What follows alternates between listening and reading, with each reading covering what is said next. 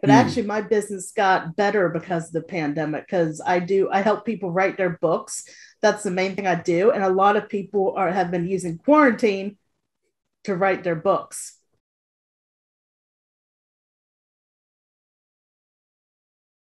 Obviously, I'm Stephanie Mojica, and I'm a book development coach and book editor. And what that means is I help coaches, consultants, business owners write and publish their books. It really helps them increase their visibility, credibility, and market reach.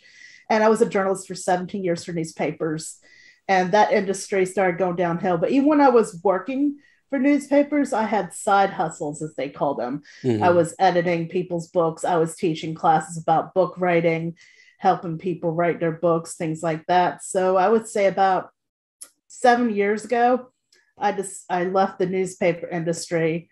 The last job I was at, they were pretty much downsizing everybody, and the industry had changed so dramatically, it wasn't the same anymore. Yeah. So I was like doing the work of 5 people for very little money. And now it's my understanding it's even worse. Yeah. Did you see I don't want to say the demise of the book era, but did you kind of feel and see, like, when the internet came about, how book sales and all that stuff was kind of declining somewhat?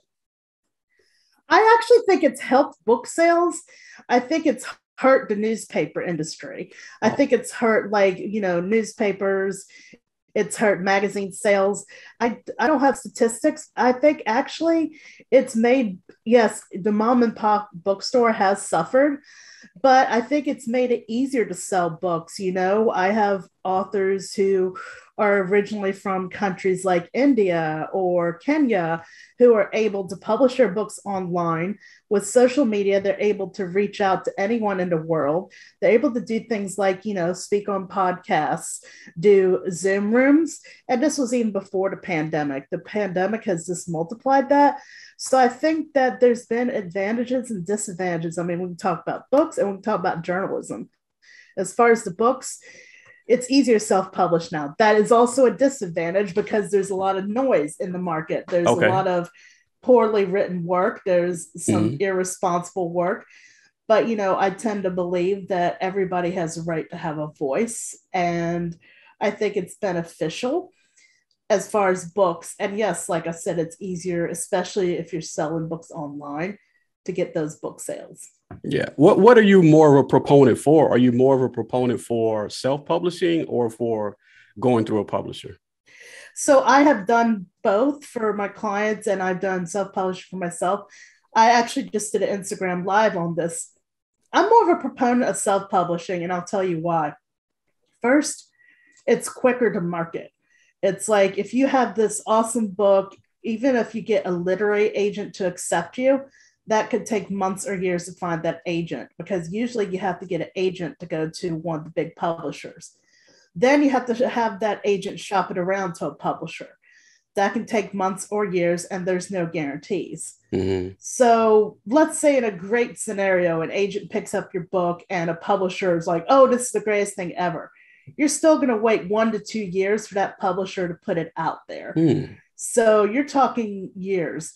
With self-publishing, once you have the book written and you get somebody to edit it, which I highly recommend, and that's something I do, you get the book cover designed, you get the book formatted properly for your digital and your print, and you upload online.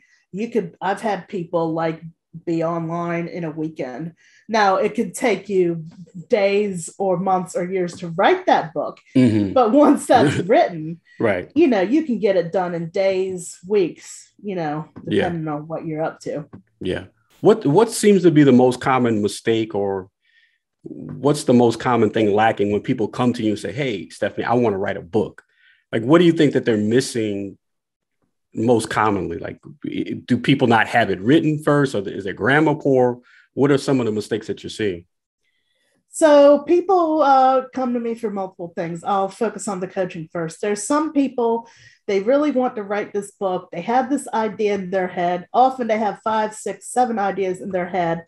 and they have no idea how to get started. They didn't go to school for writing, Mm-hmm. or if they did, it was something like being an attorney. Yes. And so they think it has to be this brutal, grueling, horrible, suffering process. It Mm-hmm. has to be done exactly in one way from beginning to end. And they come to me and I tell them that's not true.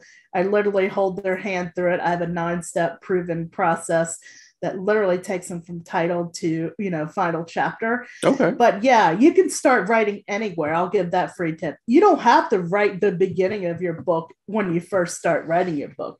If Okay. you want to write about your grandmother Lucy telling you something very important that has meaning in your life, then write it. You Mm-hmm. can reorganize it later. You should work with an editor, at least the editor at some point. Mm-hmm. But you don't have to write it from the beginning to the end. Yeah. Yeah. Yeah. Yeah. Well, I know that you give editing tips, and I think that's one thing that I think I read somebody's, just as a friend, they gave me something and like, oh, can you read this? And I'm like, look, I'm the wrong person to to read over something. Can you kind of explain to us like why someone needs to really trust in an editor or a copy? That would be a copywriter, right? Somebody who edits your stuff. So an editor is, or it's also called a proofreader, is somebody who actually, in a perfect world, he reads your book word for word. They don't go run it through Grammarly as some other software and call it editing. Mm-hmm. Mm-hmm. They're reading every word of your book. They are looking for typos. They're looking for grammar mistakes. There are things that spell check won't catch. Like if you put TO instead of TOO, That's right. spell check will not catch that. If you put,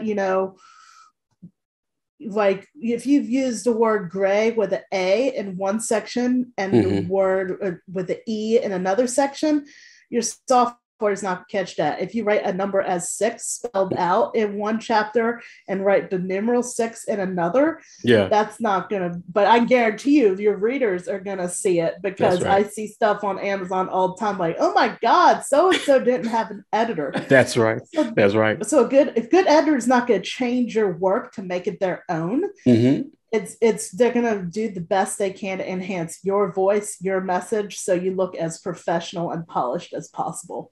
Okay. All right. And I saw your TikTok about the cover art. Um, how do you think cover art affects the selling of a book? I think, yeah, that's interesting. So I'm on TikTok.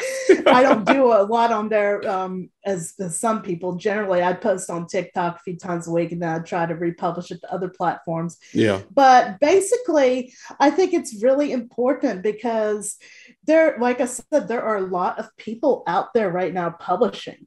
Mm-hmm. And, when you're in a bookstore, you're going to like grab the book where the cover jumps out at you or the title jumps out at you. It's really the same thing online, except you're competing with like all sorts of other distractions when you're shopping online. Mm-hmm. So like having that cover be like really brilliant, just something catchy, look professional. It also shows that you're a professional, because I see there are people using book cover templates, and I don't want to sit here and say, I don't want to bash people who do that, but I just want you to be careful, because we can tell, especially people who read a lot, we can Mm-hmm. tell that it's the KDP, the Kindle Direct Publishing Yeah. templates, even if you change the color. Yeah. That's right. That's right. What's the general ballpark figure I'm looking at if I write a book and then I'm looking to get a cover done digitally, I guess. So it depends. So, like I was mentioning in the TikTok, there are some people who do excellent book covers for $75. Mm-hmm. The person I tend to work with, my clients work with, she's around $450. So I've had people who said they wanted to go pay $1,000 because they want a professional photographer as well. Mm. So it could be anywhere from $75 to $1,000, depending on what you want. Um, the editing, it just depends on how long your book is. There are, that could run $500 to $2,000 depending on what you're doing. If it's a big thick memoir, Mm-hmm. it's going to need a lot of work. The formatting is really not that expensive. You can find somebody on Fiverr to do it. You would Okay. need like print. and digital. So there's people on Fiverr who'll do it for maybe, I don't know, 100, 150. And then a person I work with, she offers like a package where it's the cover and 2 types of formatting for like 900. And so, yeah, it's just, there are expenses, but I think it's worth it. And there's always ways to cut corners. I was telling somebody the other day, who was really pressed for cash, but really wanted to get her book out there. I said, you could go post a Facebook group looking for an intern, somebody who's in college or something who wants to add this to their portfolio. Yeah, yeah. So, I mean, I'm not always a big fan of doing that, but I'm also aware that there's people who don't have the budget to put that stuff out there. So, yeah, there's lots of ways you can approach it. It's like anything else, you can buy a McDonald's dollar menu item, or you can buy, the filet mignon. Yeah. I tend to be in the middle. I like that analogy. But, speaking of budget, I also know that you have to have a budget to advertise. What is your best recommendation for like advertising? Like once I've finished the book, I think that's the biggest thing, like people not knowing that your book is on the shelf or your book is available. Yeah, it's a huge problem. I was talking to somebody last night. So she actually had dropped a bunch of money in Facebook ads before she started talking to me. I said that was the worst thing you can do because especially now, Facebook ads have changed. So there's a lot of things you can do that don't necessarily cost money. I mean, you can get somebody like me to write a press release, contact newspapers, podcasts, but you can do a podcast book tour. You can get, booked on podcasts, you can get a media one sheet, which is something I've done for people. You can get that and like start pitching podcasts. You can contact your hometown newspaper and say, hey, I wrote this book. And I've had clients where somebody's written an article about them. You need to tell everybody that you've written a book. I have folks who carry physical copies of their books around, just in case, post on social media. If TikTok's your thing, post TikToks, Instagram, Facebook, all these things, they do take your time, but they don't necessarily, especially if you don't have the budget, they don't necessarily require investment.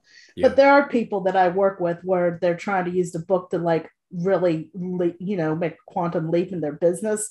So they're more willing to pay for things like podcast booking and media booking. But for just the regular person who just wants to get their message out there because they have a story to tell, they have a poetry book, whatever. I've worked with tons of those too. There's lots of things you can do on your own to get that.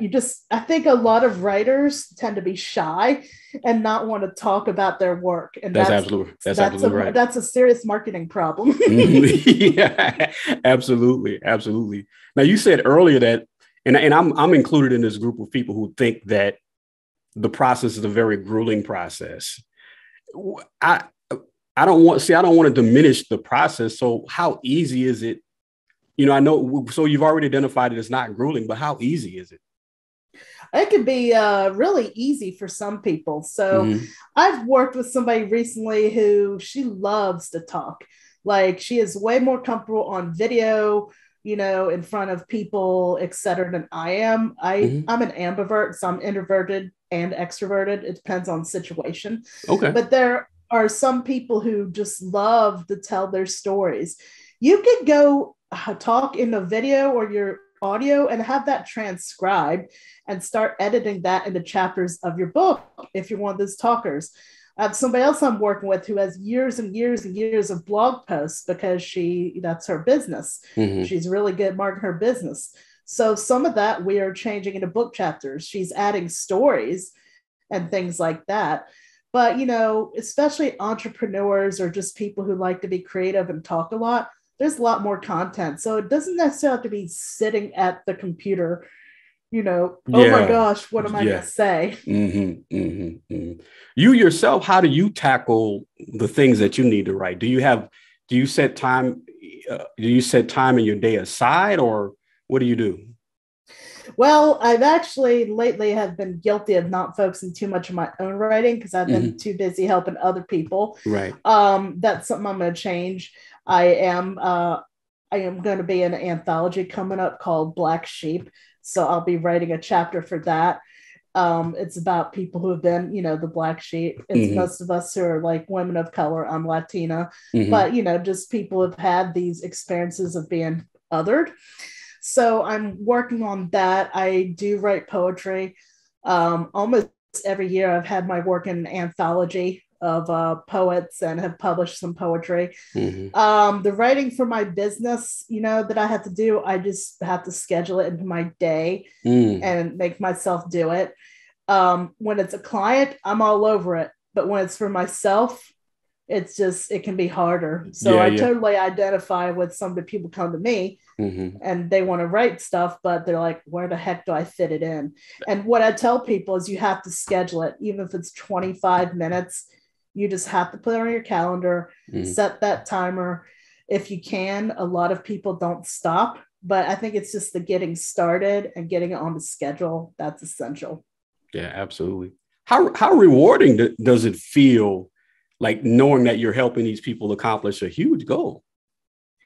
It's very rewarding. I mean, I've had people who are delivering Uber Eats and then use that book to launch like a coaching and speaking business. Oh, wow. I've had people that went through some kind of trauma, like these are the more creatives, and they were healed from it, but they still wanted to let people know what they had been through.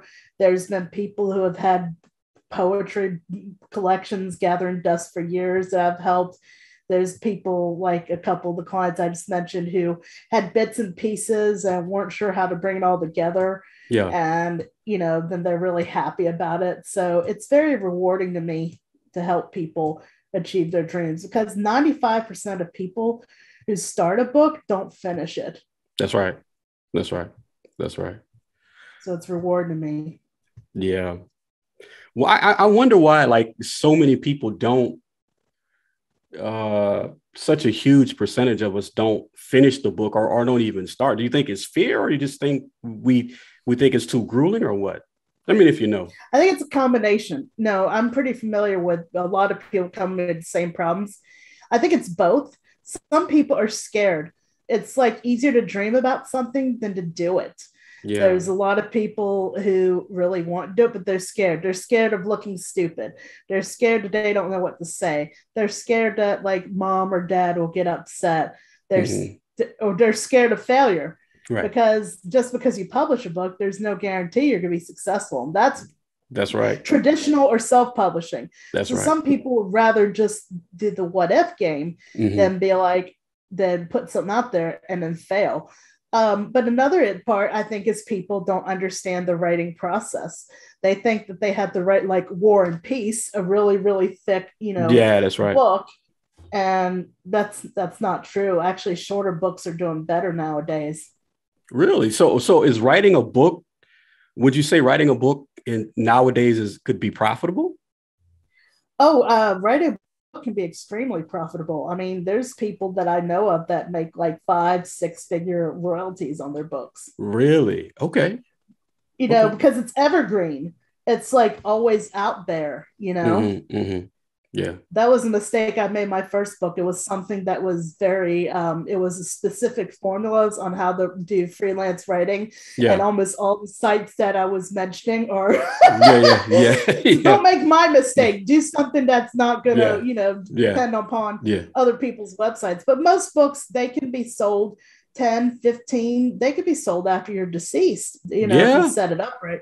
My grandmother is deceased and, she set it up and, her sister and I are still managing that. So it's like, even after you're gone, people can still read your messaging. Oh, absolutely. Absolutely. Now, it's fortunate that, people have you to kind of turn to as a coach, which I think is a great thing. Right. Did you have that when you first started? Like, I know you said your grandmother wrote, did you say, well, I've been a writer my whole life. So yeah, I've been around a lot of people, but actually I had to get a coach to get my first book written just because I had a lot of the same issues. Everybody thought it was going to be so easy because I'd been around all these writers. I was a journalist and I had to get a coach because I had a lot of the same issues. Okay. All right. So I'm one of those coaches that like actually buys what I sell. Okay. Well, if you do a compare and contrast for me, Is there a huge difference between writing for a newspaper, like being a journalist, and then writing a novel? Is there a huge difference? I think there is a huge difference because it's different kind of writing. Mm. A novel, you would have to make up the characters, and it's like stuff that you would invent. Also, it's much longer. You have to like make the story come together. When you're writing for a newspaper, you're interviewing people. You're generally writing about true events. You have a word limit, like 500 to 2,000 words, depending on what it is. Mm-hmm. Novels can be anywhere from 40,000 to 150,000 words. Yeah, absolutely. So those can be pretty daunting. Yeah, absolutely. Well, now, what do you think you enjoyed the most out of those two, like being a journalist or writing for writing a book? I think that it's a hard question. I would say I think I enjoy like helping people write and publish their books the most. Okay. Like I said, I am going to be in another book coming up, and I will write something of my own again in the near future. I just don't know when. I think it's like it's just it's hard to like one thing. It was very exciting to be a journalist. I loved most of the people I worked with and interviewed. It was also extremely hard work. We're talking 70 hours a week, low pay, 10, 12, maybe $13 an hour, and now in the last few years, journalists have been under attack, and it's not something I would go back to. And the landscape has changed entirely. But I would say, I guess my mission is really to help people. Yeah. Yeah, but I still enjoy writing. Okay. Yeah. Can you read? I don't even know how to phrase this question because I don't want to say read normally. But when you're reading something, can you read it without your proofreader hat on? Can you just read for enjoyment? No. It's very hard. It's very hard. I tried to turn it off, but it's like, when I was early in the newspaper business, like the boss would always have me check other people's work when he or she had to go out. It's just always there. I can't help it. I also hear it on TV when people will say lay instead of lie. And right. So it's a little hard. I don't want to say I'm a grammar, police or anything like that, but I do notice things like that, especially in print. Okay. Well, listen, I know by definition of the word, anyone can be a writer, but do you think anyone could be a great writer? I don't necessarily know if Stephen King is a great writer. I'm just throwing his name out there. But do you think that those kind of people are just born with that gift? I think it's both. I think people are born with like a natural talent toward writing, whatever. And then I think part of it is obviously, I don't know a lot about Stephen King's background. I know he's very disciplined. I can tell you that. I think it has to do with discipline, some natural talent, and then education, whether that's through a formal school program or working with someone or, there are some self-study courses that are good. I think it's a combination. I think that some people, unfortunately, are probably not going to be great writers. That's right. But I think that more people have it than they realize, the ability. It's just like anything else. It's like you don't learn how to ride a bike, the first time you get on it. You don't learn how to swim the first time you jump in the pool. You don't learn how to speak a foreign language, the second you start. So it really depends on you. If it's something you really want to do and are really interested in and dedicated in, I think it can be done. And like I said, nowadays, it's not necessarily writing. It could just be getting your stories told and transcribed. That there you go. Absolutely. I'm glad that that's kind of like now been put into the system. How much of mastery of vocabulary would you say is important to writing now that we can just kind of talk and transcribe our words? I think it depends on what you're writing, like who your audience is. Like some audiences aren't going to care. And that's one of the things I talk about. I have this mini course called Get Your Book Out of Your Head and Into Reality. That's one of the things I talk about really early, knowing who your ideal reader is, who's that person. And then when you're writing, you think of that person. So if you're writing to like a white woman who is really Christian, Mm-hmm. it's going to be a lot different. Right. Yeah, that's right. If you're writing, to Mm-hmm. like a Hispanic person or somebody with different life experience. So I think it really depends. I think at the end of the day, people are tired of others showing off how much vocabulary they know. Mm-hmm. But if you're writing to a bunch of professors, they're going to want that. So, but I think the general public is kind of tired of some of these, ways people set themselves apart, set themselves above others, compartmentalizing, whatever you want to call it, Yeah, without getting too political. So I think, it just really depends on who you are and who your audience is. absolutely. Now, I know you help people through the process, like from beginning to end, meaning like you help them sit down, you kind of help them clear up their thoughts. Then you can kind of chime in as to like proofreading. You can chime in for how to get their cover art done, and then even kind of consult with them on advertising. Out of all of those things, what do you think is the most important thing for a new person to kind of grasp and understand? Is it just getting the book done and then we can get everything else done, or what's the most important thing? So that's a great question. I would say, obviously, if you don't have a book done, you're not going to be able to get to the other steps. Touché, so I would definitely say it starts with the book, but I also want to say it doesn't end with the book. Some people think, okay, I did this. I got this great cover art. I got this great editor.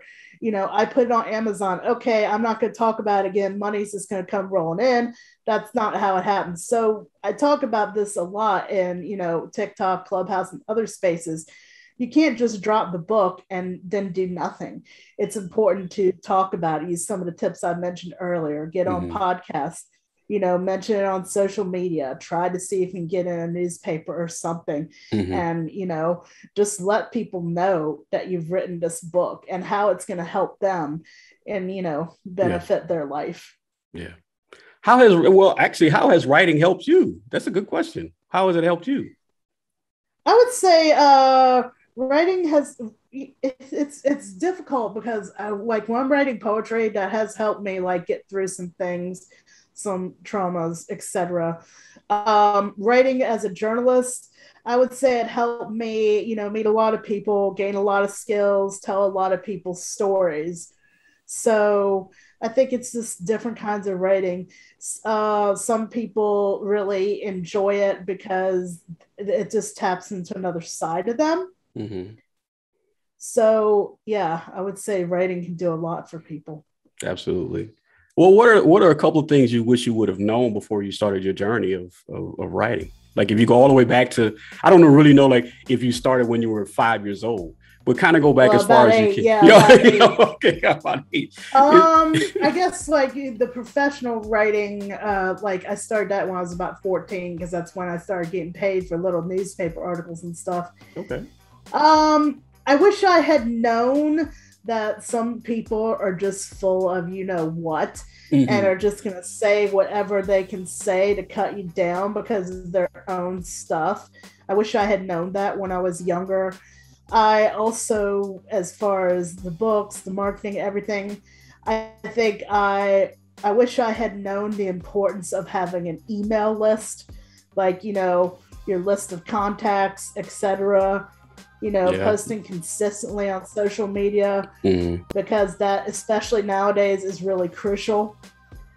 So because like I said, a lot of it's not necessarily about the writing, it's about the marketing. That's right. So I wish, especially like, 13, 14 years ago when Facebook and all this started up, I think 16 years ago. Yeah, I've been on Facebook 16 years. I was one of the first. I wish I had, thought of it more from a potential marketing perspective. Yeah. Do you have any regrets at all? I don't think I have any regrets because I think everything has gotten me to this point in my life. So I don't think I have any major regrets. Yeah. Is it fun for you? Like, well, I guess two things I'm asking are fun. Like helping you're running your business, is that fun? And then just in general writing, is that fun? Yeah, I mean, both are fun. There are always going to be challenges. There are, you know, people who like ask me for free stuff all the time. Mm. Read my book for free.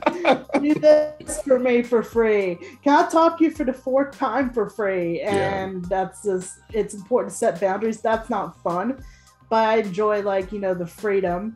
Generally, if somebody gives me a bad vibe, there's no obligation for me to like work with them, Yeah, yeah. you know. So contracts, you know, are essential, obviously. Mm-hmm. Yeah, so that's my answer on that one. Okay. Well, what do you, just for fun, what do you enjoy reading? Like, is there an author you are inspired by or? So right now, I actually have not been doing a ton of reading. I have, just because I get burned out Mm-hmm. sometimes, but I do enjoy, especially poetry, self-help. When I was younger, there was, like, you know, authors like Jack Kerouac, Sylvia Plath, all those people. Mm-hmm. But I wound up going in a less literary direction. You know what I mean? Yes, I So do. more, yeah, more business, etc. So yeah, I mean, I spend a lot of my time studying, free time studying foreign languages and swimming. Mm-hmm. So some of my interests have shifted, but I do try to read articles and stuff in other languages. So yeah, I'm not really reading anything right now, but yeah, I'm gonna change that in the near future.